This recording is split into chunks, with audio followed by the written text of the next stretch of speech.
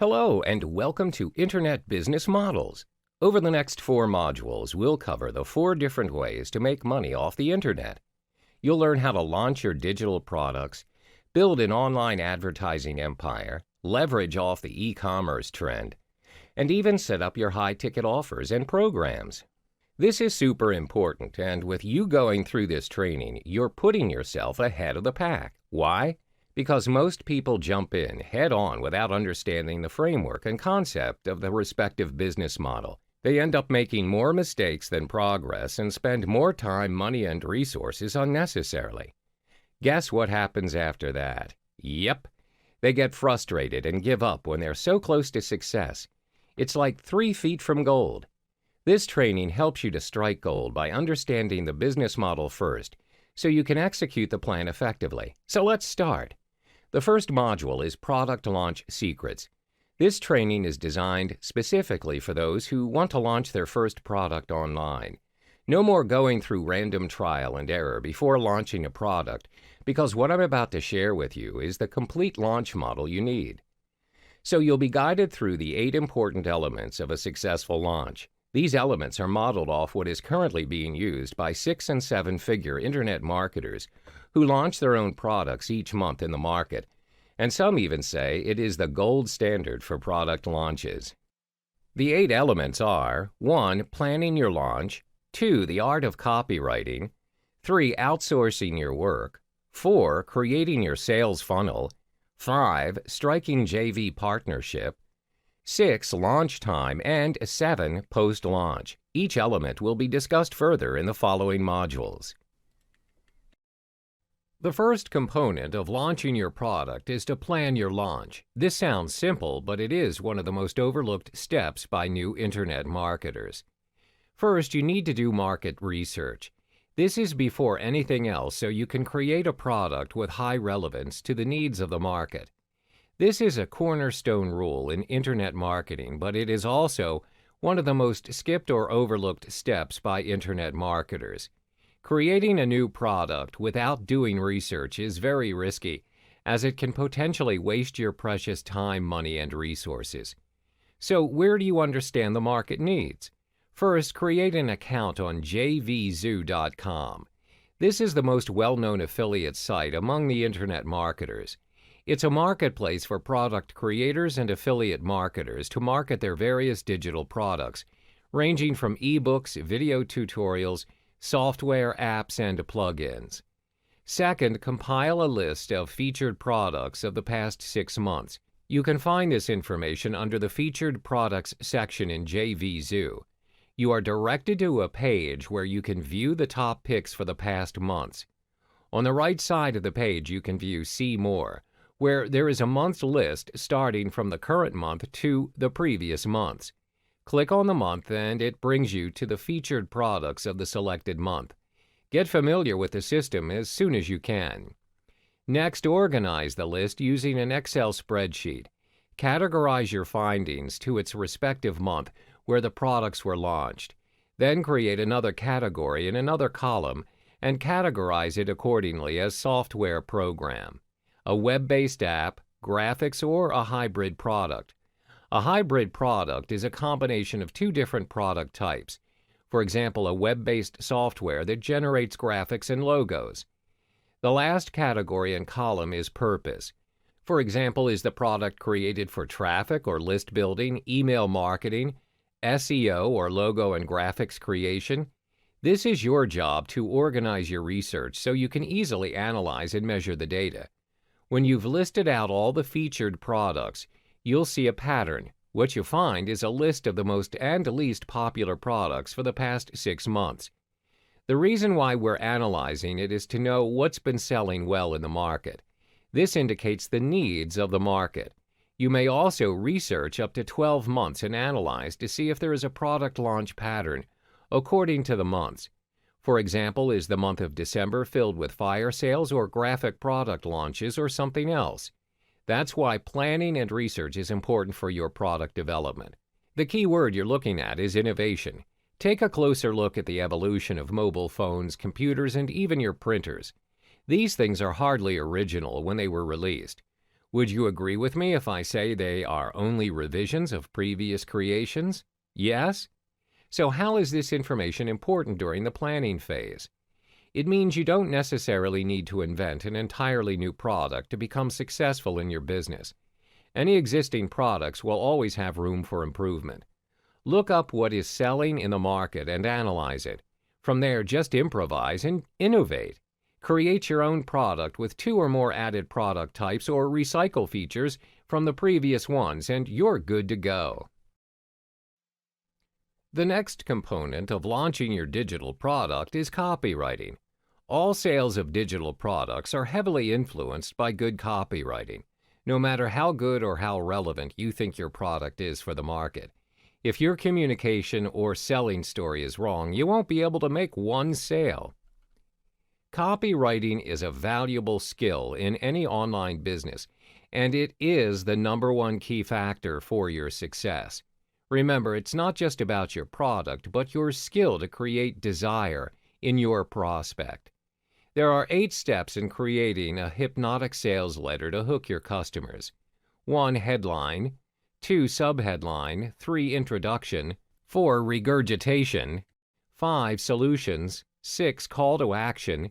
7. Handling objections. And finally, 8. PS. The most important part in every sales letter is the headline.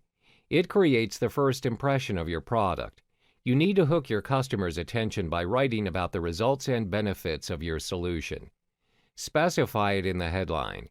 Remember, features tell and benefits sell, so be specific and focus on the benefits and results.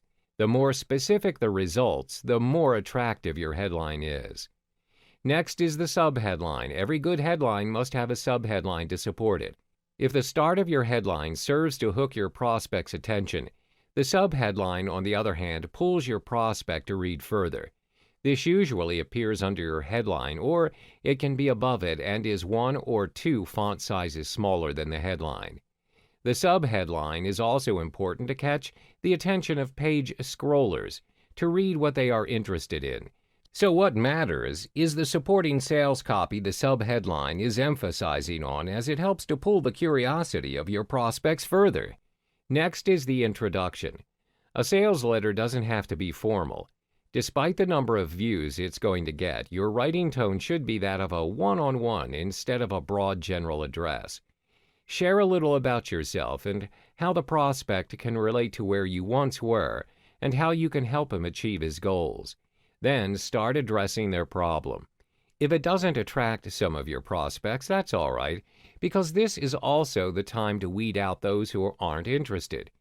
You want to spend time and effort on those who are interested because they're the ones who are looking to pay to solve a problem. Next is to regurgitate. Here you exaggerate an existing problem by showing your prospect an inferior alternative over your offer. For example, let's say your prospects are looking for graphic design solutions. They want to create ebook covers and do simple designs. Now, not everyone can afford an Adobe Photoshop license, as it is very pricey. Some even lack the design skill, time, and money to do what's necessary. With this piece of information, your offer aims to solve their problem. Now, mention the long-awaited solution for them. Introduce to them how your solution creates logos, ebook covers, and avatars which they can use for their websites and digital products. Don't forget to provide the features and benefits your solution delivers. If you have more than one component to your solution, divide them into sections or categories. The benefits of your products must be bold and colorized, advisably the color yellow for emphasis. Next is handling objections. There will always be people who doubt amongst your prospects. The solution to this is to identify the top 10 or 20 questions you think your customers will ask and address them in your copywriting. We call this the FAQ, or frequently asked questions. Write those questions down and start answering them. Pick the top 3 to 5 frequently asked questions answered by you and put them right after your solution. Additionally, you can add testimonials from your past and active customers. It can be in the form of a social network post or a video testimonial. There's always the money-back guarantee option. If you want to give your prospect confidence that you're not a scammer of any kind, then this option is worth considering. You could consider a 30 or 60-day money-back guarantee where your customer can request for a refund within that time period. If you clearly receive a customer who has ill intentions of purchasing and purposely asking for a refund even though the product's good, we call them serial refunders. Then no worries, just block the customer from future purchases in your system. Your money-back guarantee is how you want to convince your customers and give them confidence that you stand by your product quality. Name your price in the call to action. Notice how most sales letters reveal the price only towards the end? That's because once your prospect is exposed to the price, you need him to click on the bottom and make a decision to purchase now, not later. Waiting will lessen the opportunity to convert your prospect to a customer. Finally is your postscript or PS. This is the second most viewed part within a sales letter because most viewers are page scrollers. Their curiosity will drive them towards the end of your sales letter, which is the PS. This is where you must make your offer impactful. Sum up your offer in 2 or 3 lines by reminding them about your money-back guarantee section and bonuses. You can even share the extended version of your testimonials here. Keep in mind, a lengthy sales letter will be deemed worthless if it doesn't make sales out of it.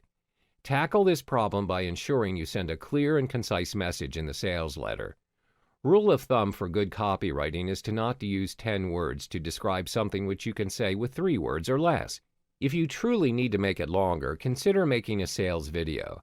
Chances are you won't be able to write every word you want to put in a sales letter. So make a sales video with 80% likeness of your sales letter instead. Best of luck with your copywriting. In this module, you'll learn the steps on how and why you should outsource some of your tasks. As your business grows, time is your most precious asset, and it is more valuable than the money you are making. In the product launch model, creating a product is the most time-consuming phase. To mitigate this, you can outsource the job to freelancers or buy private label rights, PLR products. So I'm going to show you some sites to outsource your work, the do's of outsourcing, and finally, purchasing an existing PLR content. Whenever you want to outsource, you need to ensure you get the best freelancers to get the job done for you.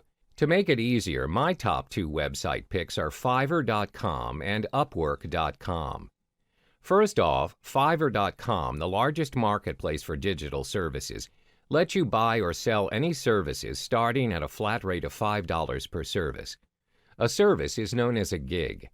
Services offered are in multiples of $5, thus no negotiation of price. It can also go higher depending on the complexity and requirements of the project. It can be anything from as simple as creating a logo to voiceovers. To find out the best freelancers out there, make sure you evaluate your applicants and shortlist your best candidates. Once you've placed your order and aligned the timeline of your task, the next step is to wait for your job delivery. Once the task is completed, you can then proceed to pay the freelancer. Next is Upwork.com. You can hire freelancers on an hourly basis or one-off depending on your project requirements. Upwork is unique because of its tracking tool. This tool makes it easier for you to track the progress of your project.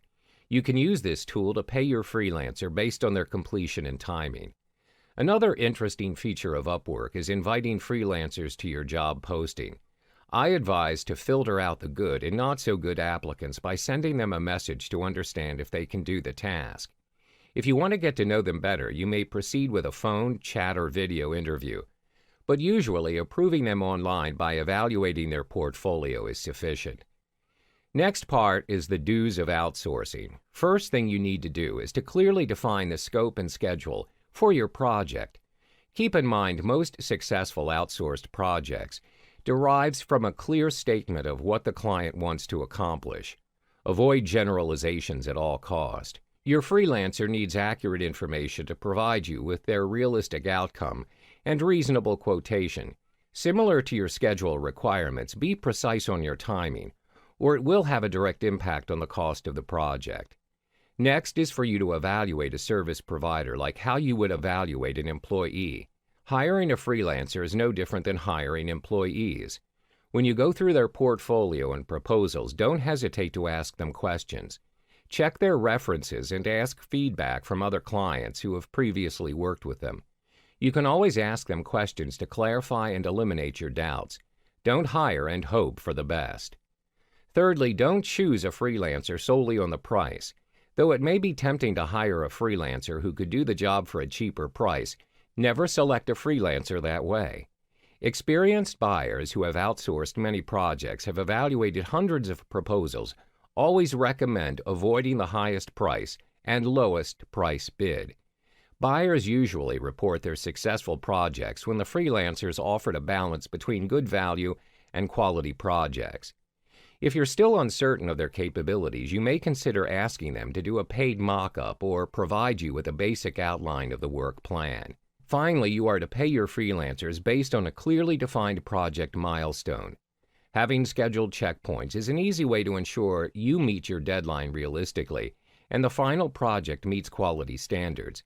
Let me give you a guideline. You pay the freelancers 50% down payment and the final 50% upon completion of the project. This is for simple, straightforward jobs that can be completed easily. Another method to simplify your product creation is by purchasing private label rights or PLR content. It's a type of product which permits buyers to rebrand the content under their own name and brand. However, the downside of PLR products is its relatively low cost with wider affordability. It means many people will most likely have the same product with the same rights as you. You need to repurpose or repackage it before reselling or making it a part of your business.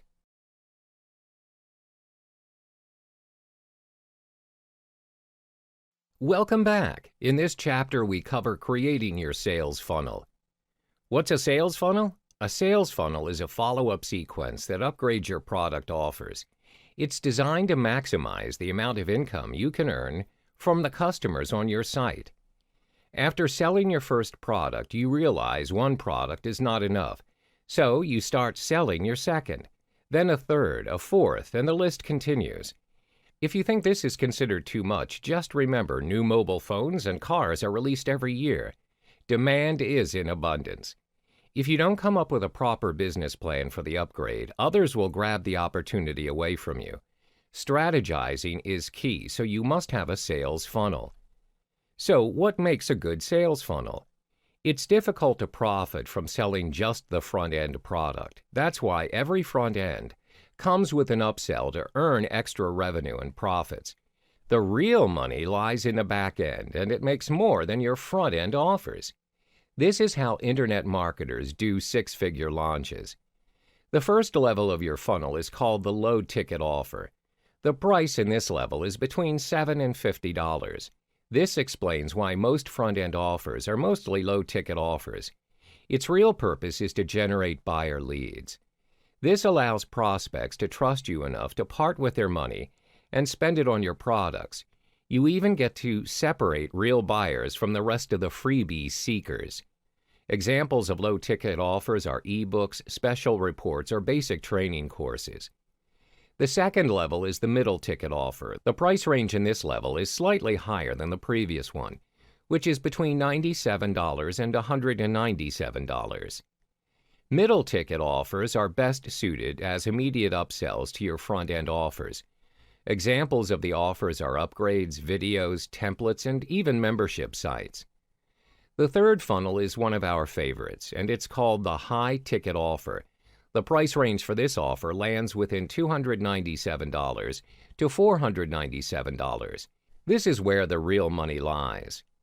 It's much easier to make a significant amount of money by selling your higher ticket items. As an example, you need to make at least 42 sales at $7 to make just one $279 sale. You can group products and sell them as bundled packages, platinum membership, group coaching, seminar tickets, and licensing deals. What comes after this is your ultra-high ticket. The great thing about this level is the unlimited price range you can offer. Starting from your higher ticket offer, it can go up to $997 to $100,000 and above. Examples of your ultra-high ticket offers include private coaching workshops and even exclusive licensing deals. This level leads up to the final part of sales funnel, providing longevity to your business. So if you don't have a sales funnel, you'll need to constantly promote new products to keep the business afloat. Worse still, you're leaving a ton of money on the table. In this module, I'll show you how to flood your inbox with crazy amounts of sales using joint venture partnerships, or JV. In every business model, especially one related to product launches, you need to leverage off promoters. In other words, a JV. A JV is a deal between product vendors or creators and the affiliate to promote a product in exchange for a commission. So, unlike traditional agreements, JV partners may enjoy several special privileges, like higher commission payout, early review access, and a degree of influence over your offer and product launches. So why should you consider having a JV to promote your launches and products? Well, which of these two offers more leverage? Scenario 1, you promote using 100% of your efforts, or Scenario 2, 1% of 100 people's efforts as they promote your product simultaneously throughout your product launch period. It's a lot better to have an army of affiliates promoting your product because you get a lot more leverage for less effort.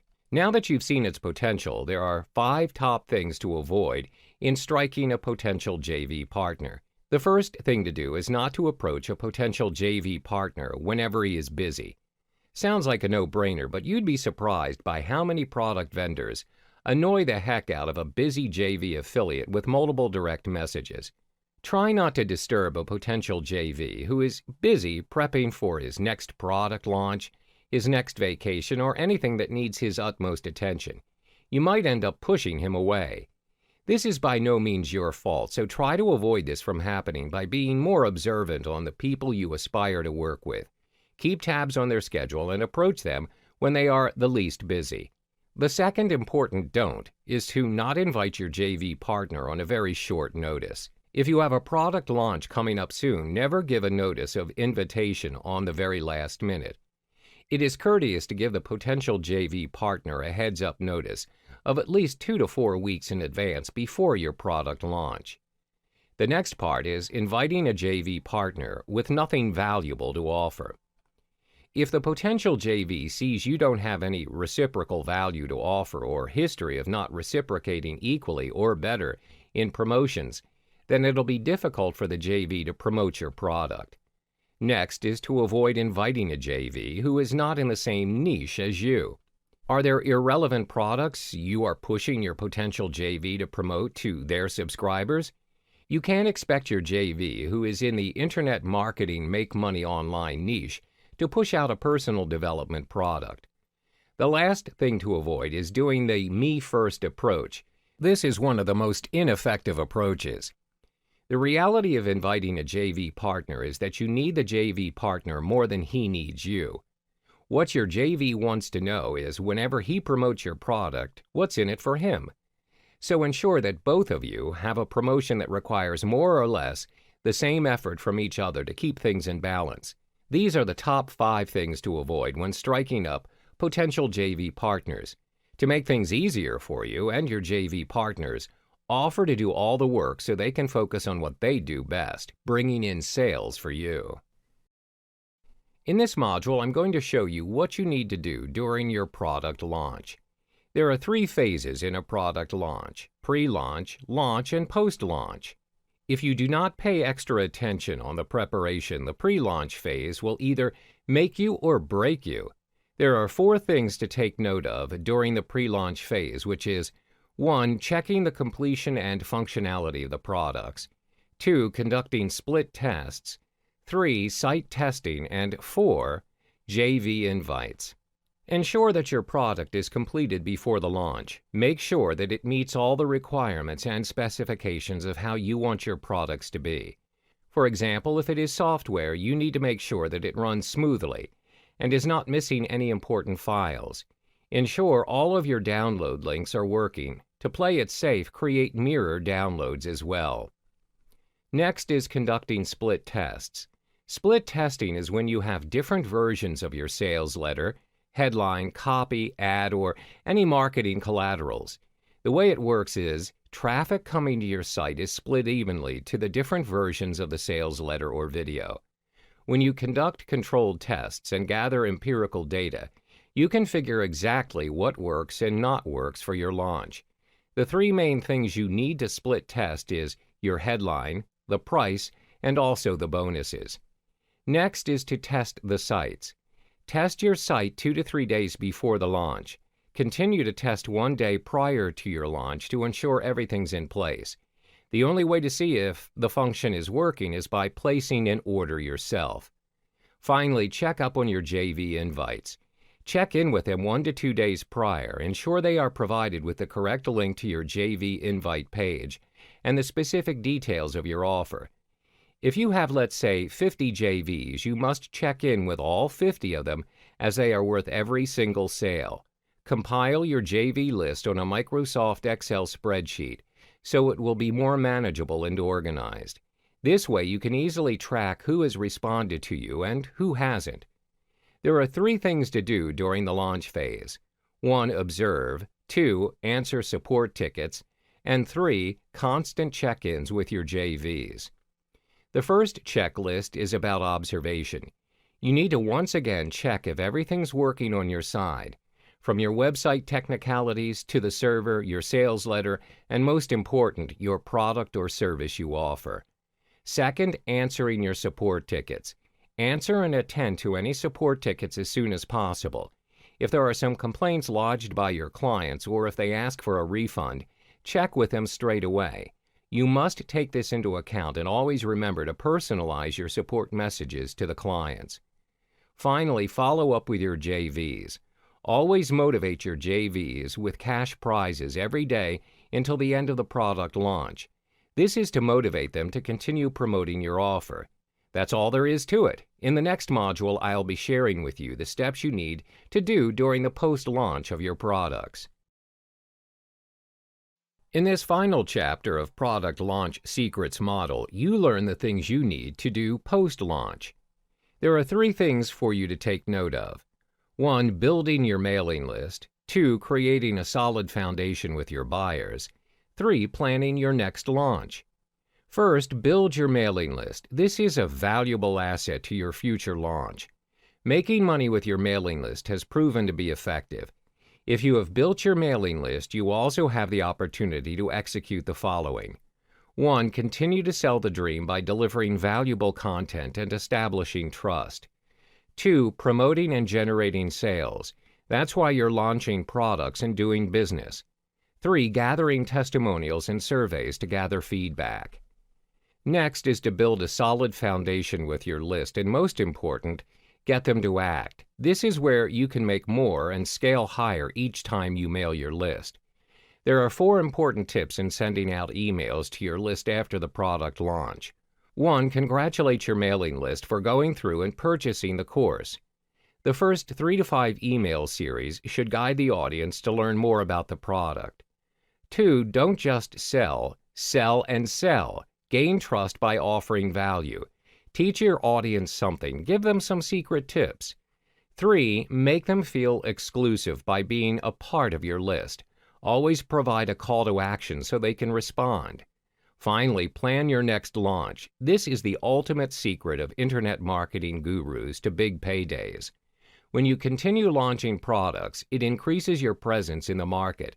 It gives you a higher chance to become a market leader. That wraps up the business model for your product launch secrets. Good luck in your next launch. Welcome to the second internet business model, which is the advertising model. In this model, you'll learn about solo ads brokering. This model equips you with the relevant information to build your business as a solo ads broker.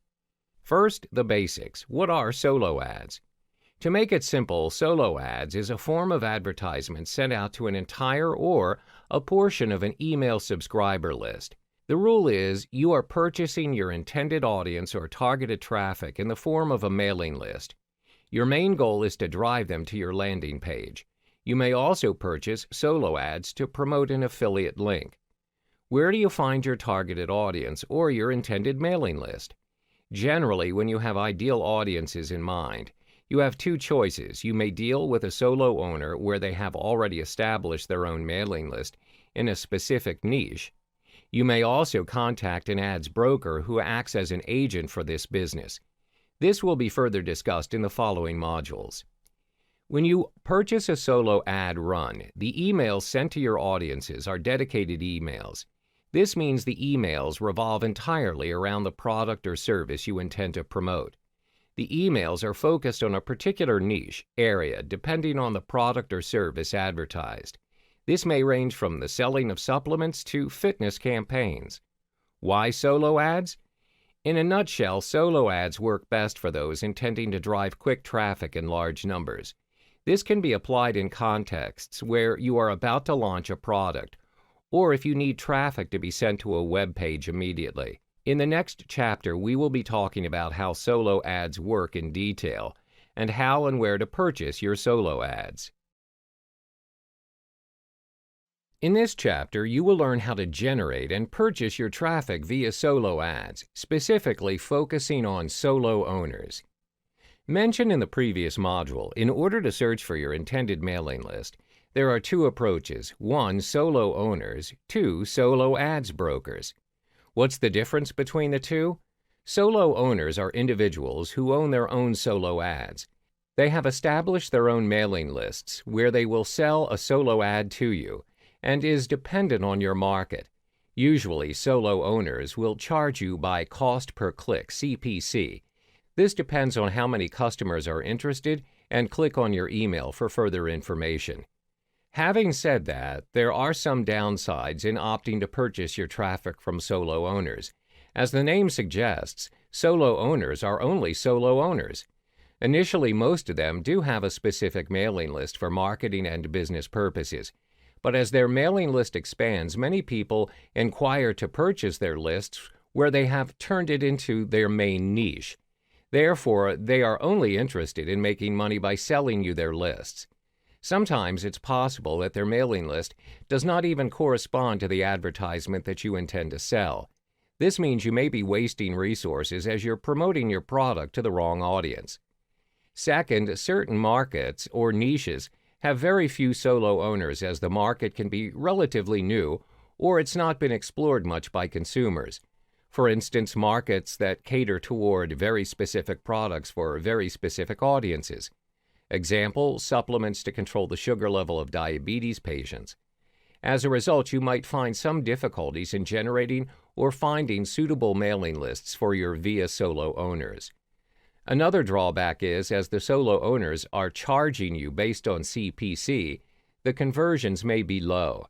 As stated earlier, some of the mailing lists would not entirely hit the bullseye for you, as the audiences are a mismatch. Now you've understood solo owners. In the next chapter, we cover another vehicle to generate your traffic, which is solo ads brokers.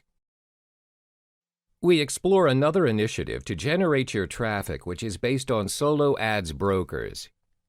By the end of this chapter, you will be able to weigh your choices in generating traffic. What are solo ad brokers and how do they aid in your generating traffic? Solo ads brokers are individuals who may manage 20 to 30 mailing lists assigned by their respective owners. They observe the progress of each list carefully. They are also known as the agents of solo ads, just like how real estate agents function in the property investment scene. They know which lists are active and which are not. They also have an idea of the list's interests and how many clicks are made per list. They are paid by the list owners, and they will usually charge you based on cost per thousand, CPM. Therefore, you don't have to worry about the cost, as it is highly unlikely for them to charge you unreasonably. How do we measure CPM? CPM is a jargon referring to the cost of a media vehicle reaching 1,000 audience. We will be discussing that in more detail in the following module. Usually, how solo brokers work is they advise you on the traffic you should purchase based on available lists. When you test run your solo ad and you find it is not generating the amount of traffic you want, you can always go back and discuss about the problem that you're facing to your solo brokers. They are more than willing to help and compensate for your loss by doing what they call a make good, where they try and improve the situation. They either will provide you with another mailing list or they will give you discounts in your future purchase. It is in their nature to ensure that their customers have a good experience. This is because their goal is to sell as many lists as possible to the right market, and they want their customers to come back and make another purchase with them in the future. They want to be in the business for the long haul. This kind of transaction is also made available through Facebook Solo Ads Group. It can be a public or a closed group.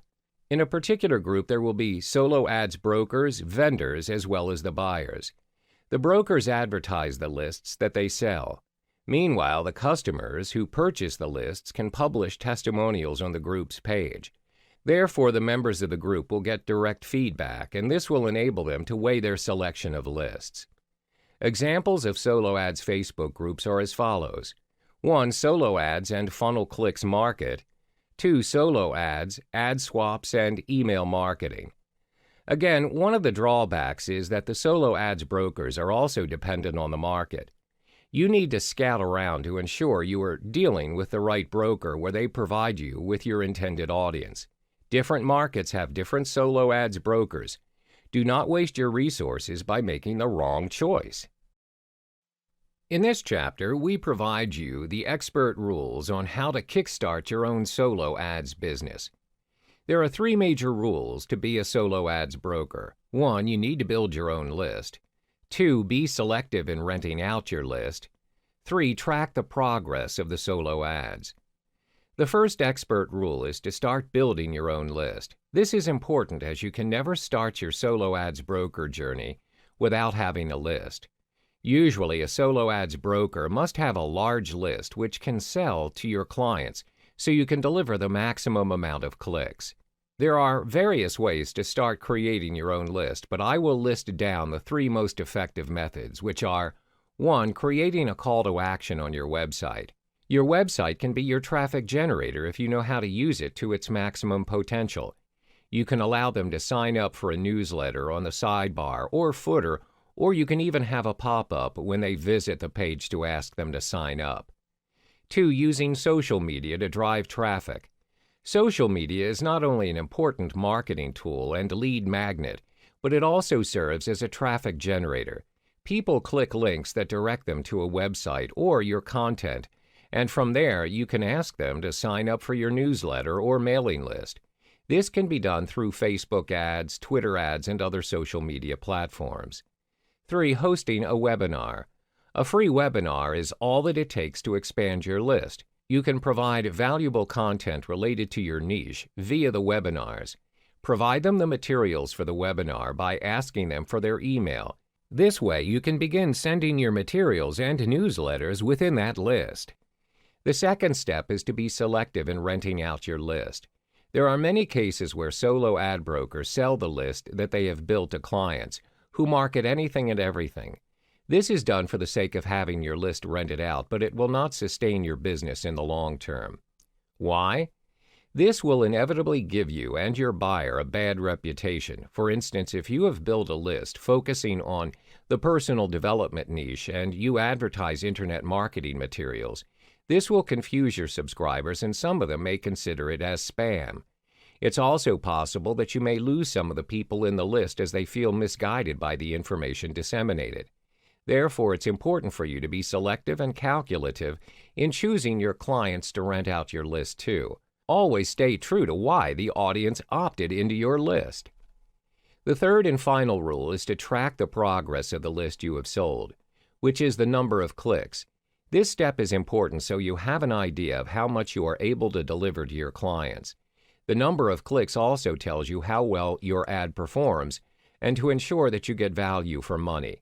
Remember that numbers do not lie. So track your clicks. You can use the WordPress plugin called Pretty Link, where it has both paid and free versions. You are able to create short links using your domain name where it has all the tracking required. But make sure you possess a WordPress account beforehand. You can also use Click Magic, where the system makes it extremely easy for you to track your data or number of clicks. Click Magic will offer you information such as your traffic score and which tier did you obtain the traffic from.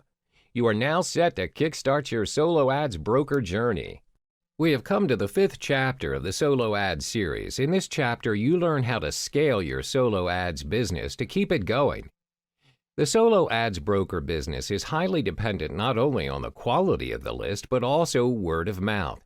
Your business has a very low chance of gaining frequent and loyal clients if you have poor results or low opt-ins percentage.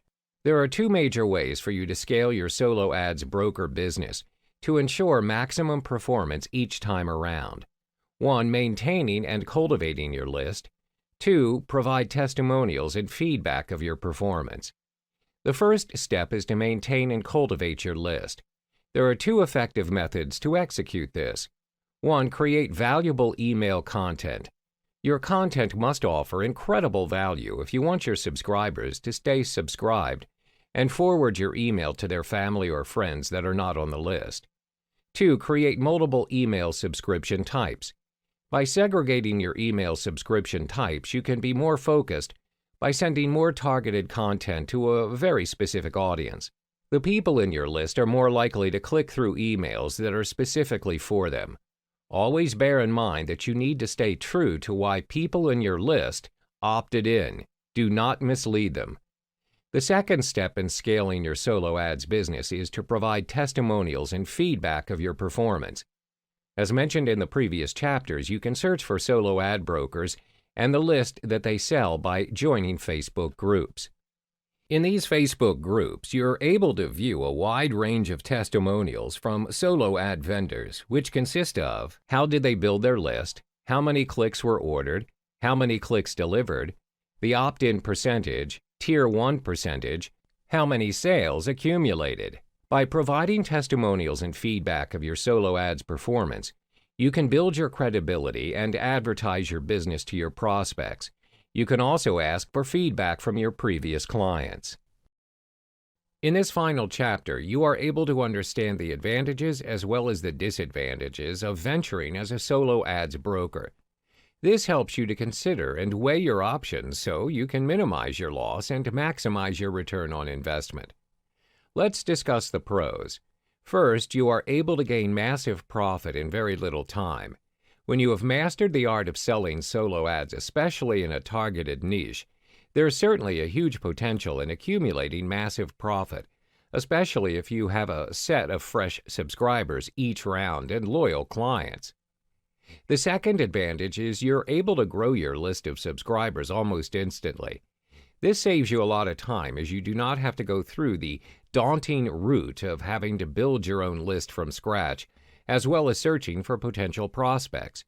You get double the profit as you're able to expand your list, at the same time gain massive profits.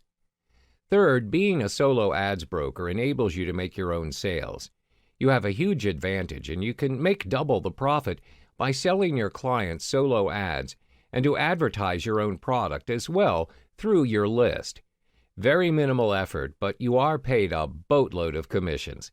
Having listed the advantages of selling solo ads, it's imperative to also look at the drawbacks. First, it may cost a lot for you to try, especially if you're new to the solo ads business.